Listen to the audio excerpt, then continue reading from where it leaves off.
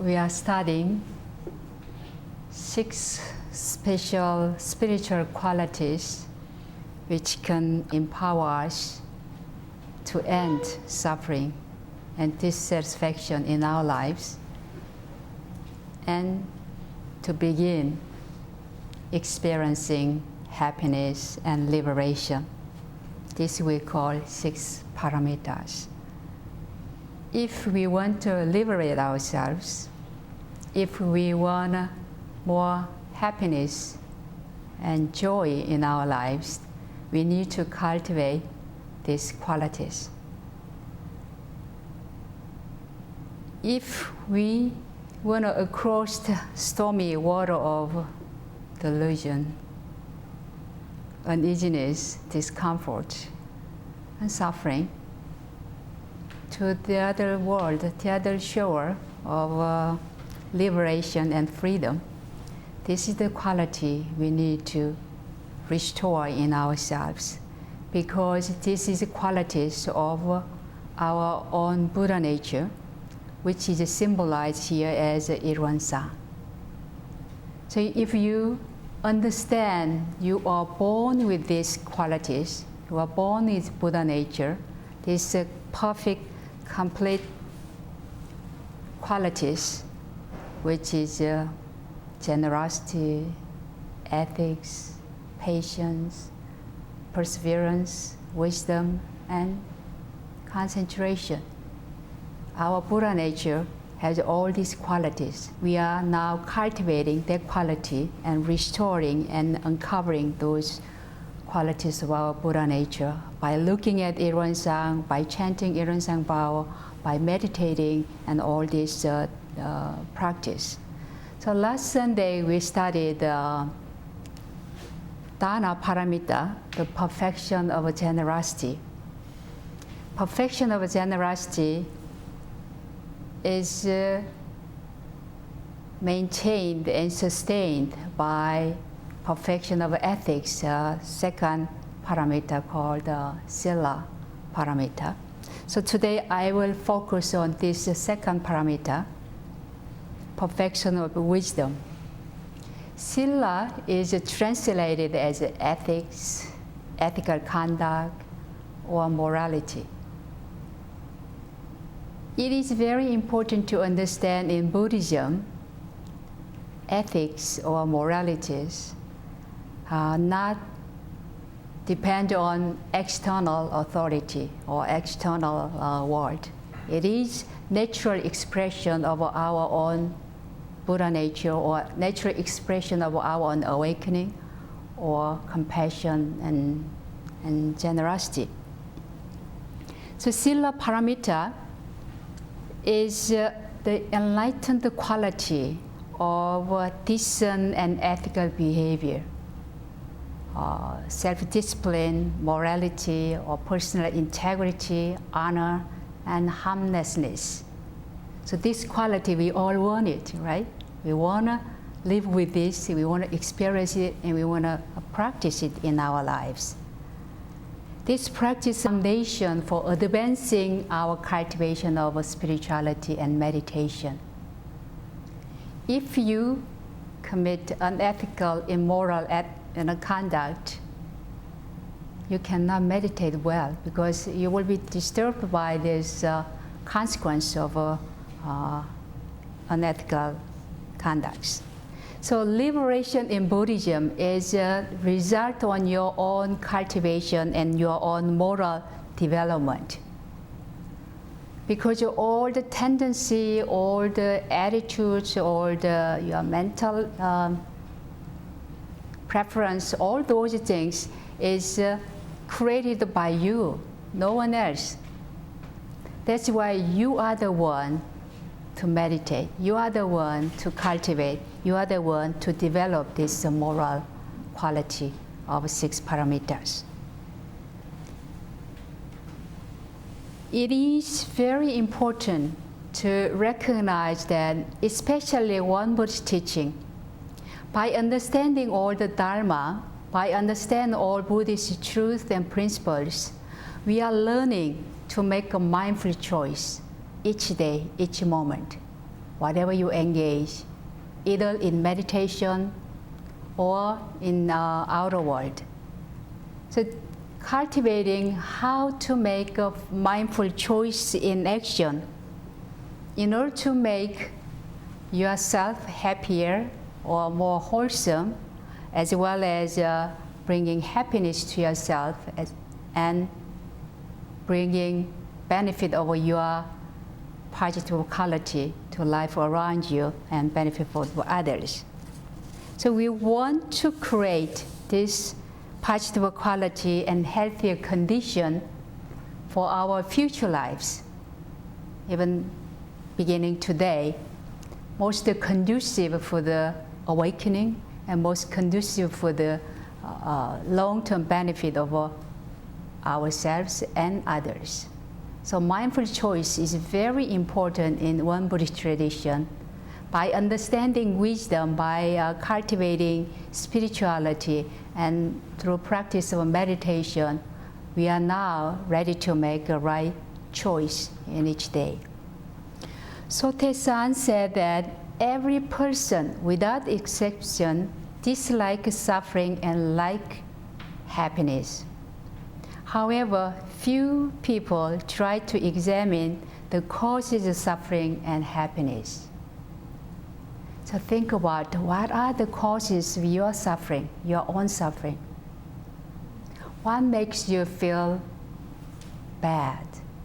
Or what makes you feel weak or depressed or uncomfortable? The cause of suffering in this teaching of 6 Paramitas is unethical behavior. And cause of happiness is that bringing your own wisdom and serenity to make a mindful choice. That mindful choice is ethical behavior. That is a cause of happiness. So think about what makes you happy, what makes you strong and spiritual and be centered. So you need to find out those qualities, what makes you happy or what makes you feel bad about it or suffering. Because each individual are all different. Why we are all different? Even twins, they're different. The reason we are different is that our thinking, our way of behave, or our way of speaking is different. That's why we are creating our own identity. We are creating our own karma. So each individual's karma is different. At the same time, if the individual's development of cultivation or meditating level is different. That's why you need to concern today, especially, what is the cause for your own suffering and what brings you and makes you happy. What are the basic principles of Buddhist ethic? The first principle of Buddhist ethic is to do what is right. So think about what to do. When you have a clear idea about what makes you happy and what makes you liberate from suffering, then it will be easy to figure out what to do in your life and in your practice. So in Buddhist tradition, we promote the goodness, generosity, loving kindness, and wisdom. Since we are living in 21st century, we need to update our mentality and our attitude to meet the challenges of our time. We need to upgrade, enhance, and improve and change our capacity as well as the attitude to meet the need of our time. If you don't do it, you will experience you are far behind. It's hard to catch up with even your peers. According to UN statistics, in 2011, nearly 5 billion people globally.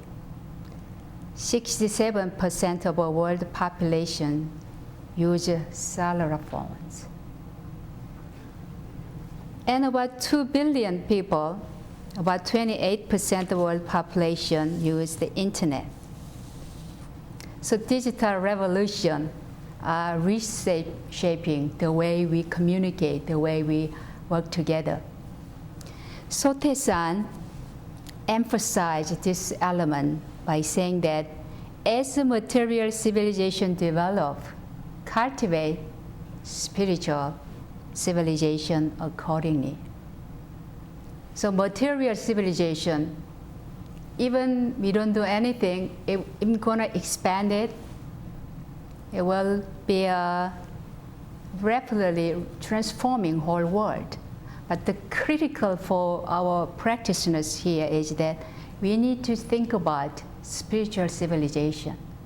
We have to have a more stronger spiritual cultivation in order to stay calm, in order to stay centered in this fast, rapidly changing reality.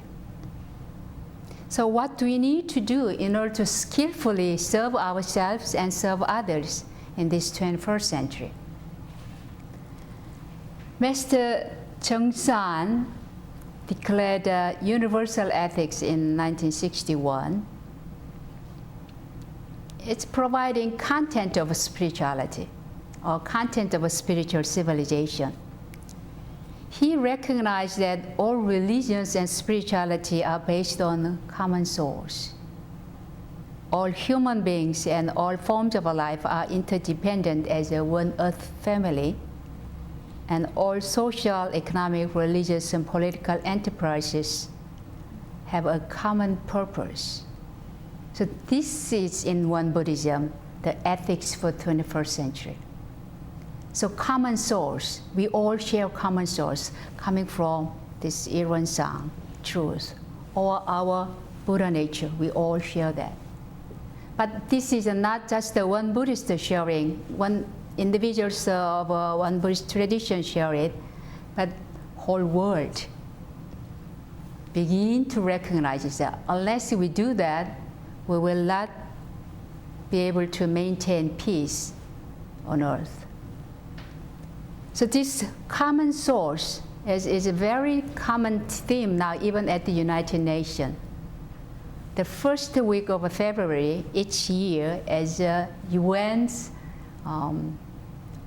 World Interfaith Harmony Week, we celebrate at the General Assembly Hall by invitation of a President of the General Assembly, Ambassador Eliza,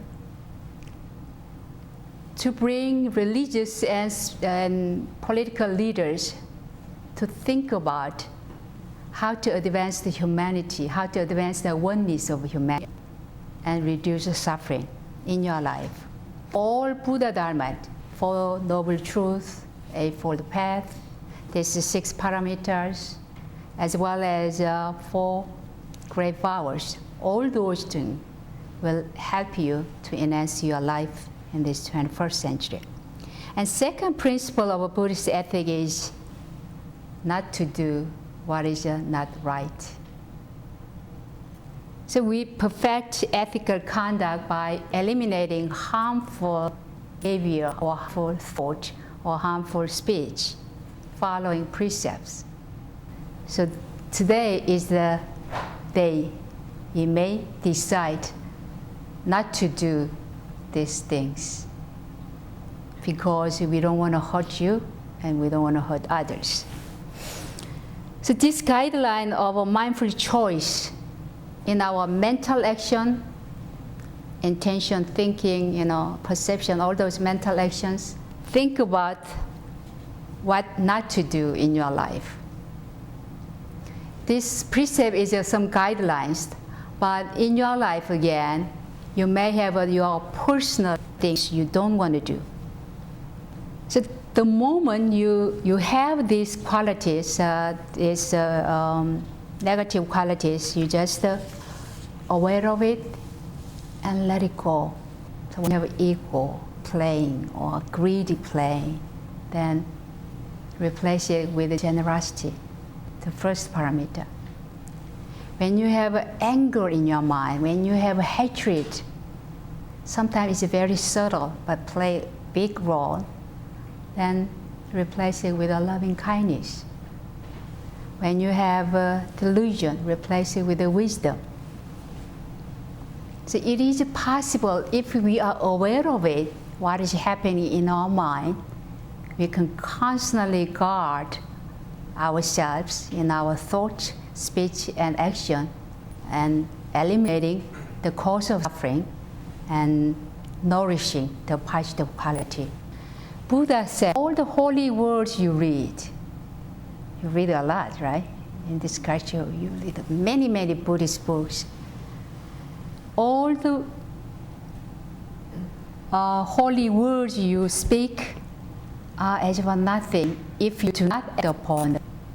Even if you read little and say little, but live the right way, forsaking craving, hatred, and delusion, you will know the truth and find calmness and will show others the path. So mindful action, do the right things, is critical. The essence of Sila Paramita is that through our own love and compassion, we do not harm others or ourselves in our thinking, in our speech, in our action. That is simple, right? So in Buddhism, distinction between what to do and what not to do, or distinction between ethical or unethical or moral or immoral, is very simple. That any action rooted in greed, hatred and anger and delusion are unethical things not to do. And any action rooted in the quality of generosity, loving kindness, and wisdom, this is what to do. This is ethical. Third principle of ethic is purify the mind.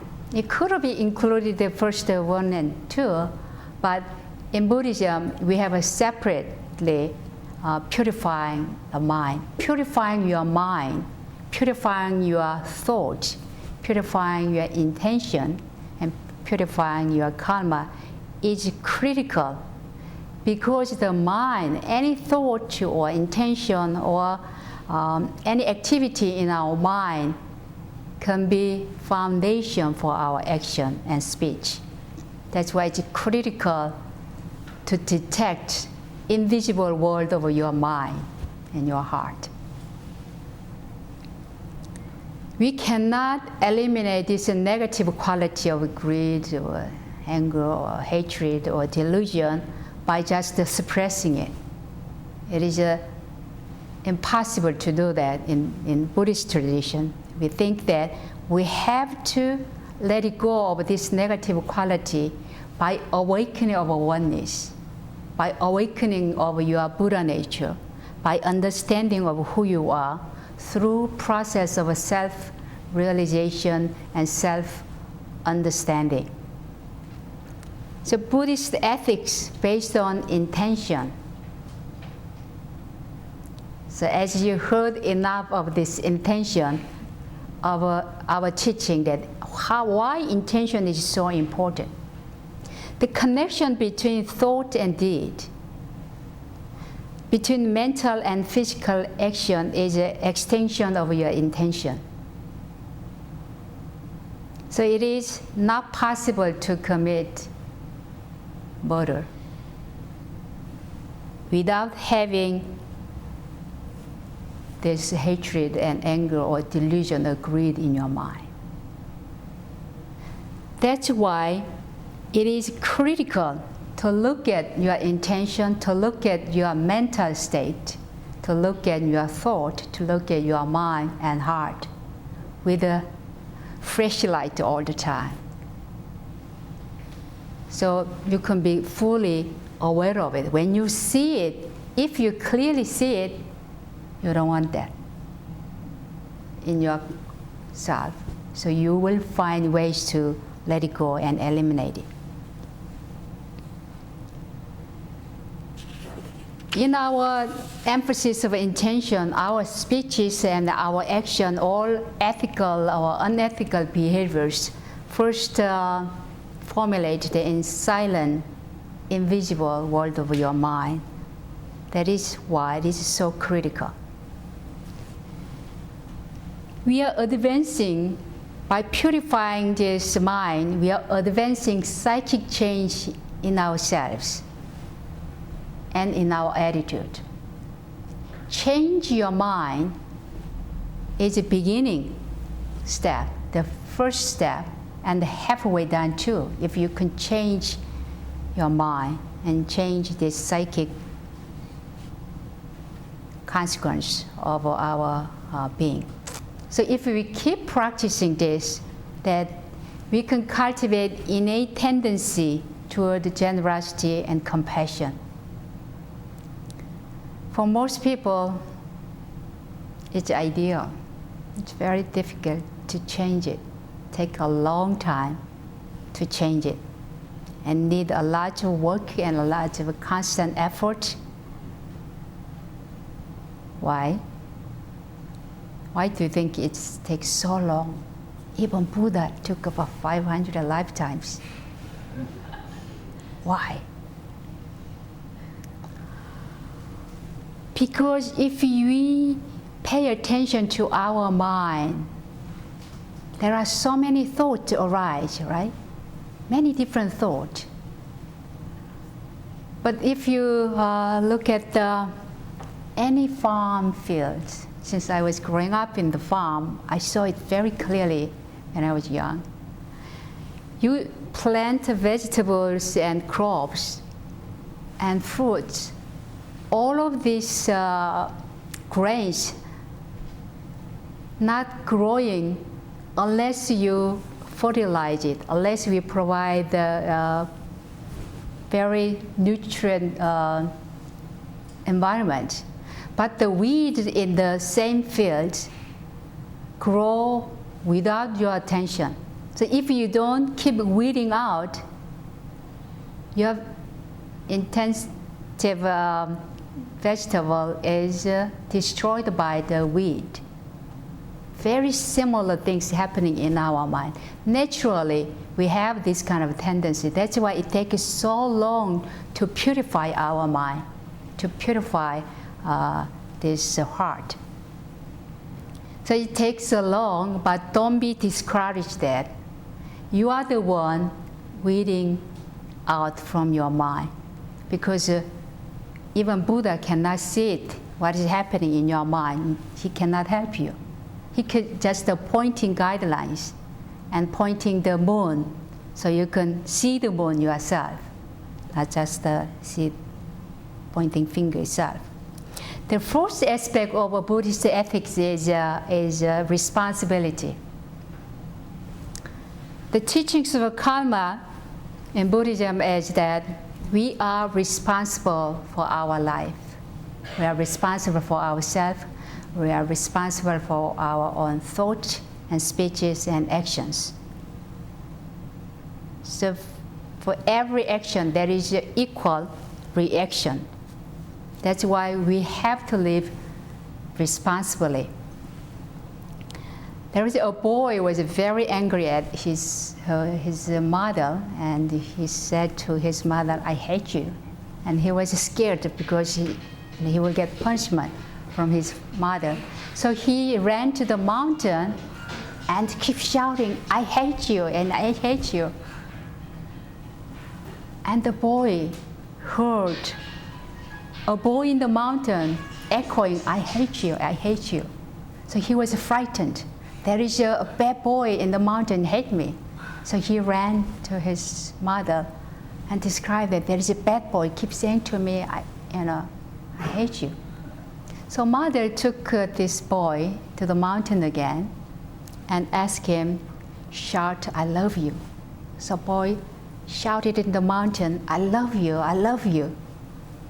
The young boy in the mountain echoed, I love you, I love you. So what we say, act, and think, if we are generating this kind of a hatred, if we keep saying, I hate you, or thinking, I hate you, then it comes back to us, the hatred energy around us. Same way, if we keep loving others and say, I love you, or practice I love you, then that loving energy coming back to us. So we are responsible for whatever happening in our lives. Don't think it's cruel. Because as adults, if we take a leadership and ownership of who we are and accept who we are, our environment, our circumstance, and our world, then you will find a way to resolve it and make it happier and more serenity or generosity in your life.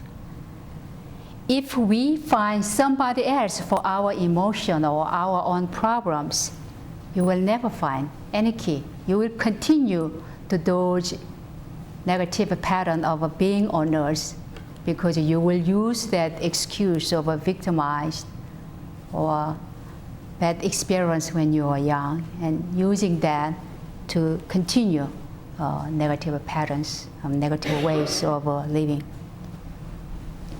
So by recognizing what to do today in your life, daily what to do, perhaps a meditation every morning, and what not to do, maybe not lazy, and purifying our intention and our mind, and take responsibility of who I am and who I will be in the future. That is a critical importance, that expecting better reality tomorrow is coming from changing this mental, verbal, and physical action today. So Sila Paramita correspond in one Buddhist teaching as a mindful choice. So Te-san said that the quickest way of attaining the power of choice in both action and rest are as follows. Very simple, just remember it. First, once you know something is right, proceed it even at the risk of your life, regardless of whether it's just great or small. If you practice anything, what to do here, at risk of your life, have that kind of commitment and resolution and determination, you can achieve it. Second, once you know something is wrong, discontinue it even at risk of your life, regardless whether it is great or small. So if you decide not to do, practice it at risk of your life, then nothing is impossible. Third, in all your actions, do not be discouraged if the power of choice does not come readily, but persist in your practice and endlessly accumulate the virtue of practice. So when you practice this one, within short period of time, you won't have a result. You want to see the result. That is the number 3 here. It doesn't come so fast, so easily and instant, because it's very hard to change your karma, very hard to change your mentality and this accumulated habit. So if you realize that what not to do or what to do, and with this persistent practice, that we can reduce and eliminate suffering in our lives and unhappiness, because all unethical behaviors is a cause of suffering and unhappiness. If we are practicing this Sila Paramita, we are not carrying out any underlying sense of guilt or remorse for our actions, because you are cultivating this positive action and ethical behavior all the time. So by just simply know this principle, you will have a motivation and enthusiasm for the practice, for the continuation of the practice. So result of perfection of ethics or Sila Paramita is that you will experience greater happiness and greater balance and equanimity in your life. This will help us to develop a deeper understanding of who we are and advancing our cultivation, advancing in our development, in our meditation and wisdom. So Sila Paramita is the one we can bring liberty, liberation, freedom, happiness, and security in our lives.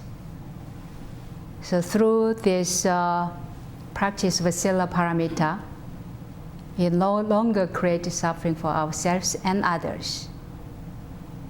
This is what we want, right? This is the reason we are cultivating. We are coming to temple and meditating. Just to change our destiny from here and now by changing our mind and have this commitment to do things you set out to do and not to do things you, especially today, decide not to do. So let us cultivate our goodness and happiness and enlightenment through practice of this 6 paramita of a mindful choice, that taking responsibility for our own action, our own thought, our own speeches, purifying our mind, and really cultivate, meditate every day. That is the things we want to do, and eliminate all those unwholesome mental state, so we can create this Buddha within, expressed in our daily life. This Buddha nature of a symbol here, always rounded and inclusive and openness to ourselves and to life around us. So you are the one to carry this practice and practice it, this Sila Paramita, and that is the one way to make a real peace and joy in our life and in our world.